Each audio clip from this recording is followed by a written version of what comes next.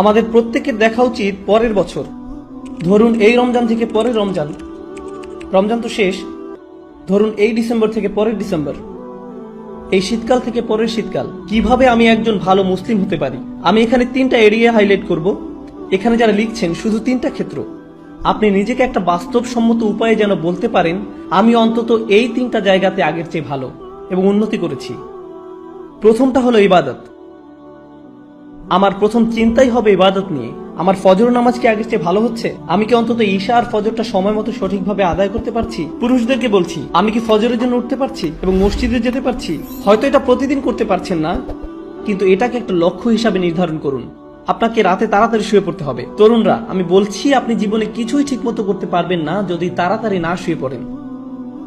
রাতে যে হুক্কা নিয়ে ওইসব উচ্চমার্গীয় কথাবার্তা আপনারা বলেন, সেগুলো এই উম্মাহকে কোনো কিছুতে সক্রিয় করবে না।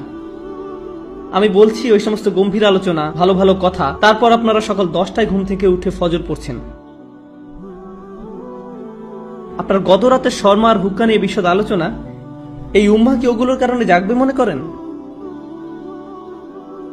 ঠিক সময় ঘুমোতে যান, তাড়াতাড়ি উঠুন, ঠিক মতো ফজর পড়ুন, সকালে কোরআন পড়ুন।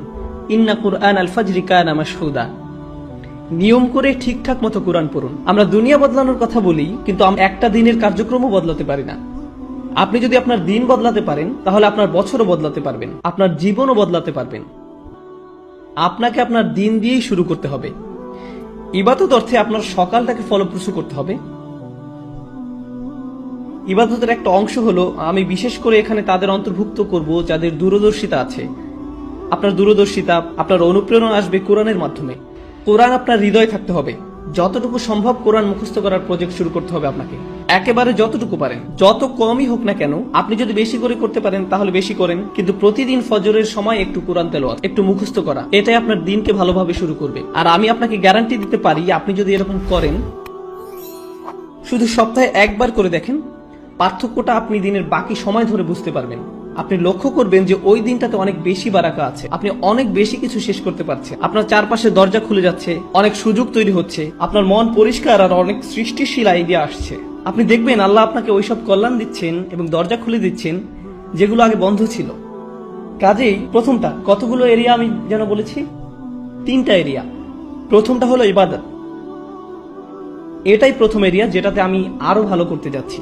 দ্বিতীয় এরিয়া, যেটার জন্য সত্যি আপনাকে ভালোভাবে খাটতে হবে, এটার ব্যাপারে মাথা ব্যথা থাকতে হবে, সেটা হলো শিক্ষা, জ্ঞান। কিভাবে আমি এই এরিয়াতে আমার জ্ঞান বাড়াবো।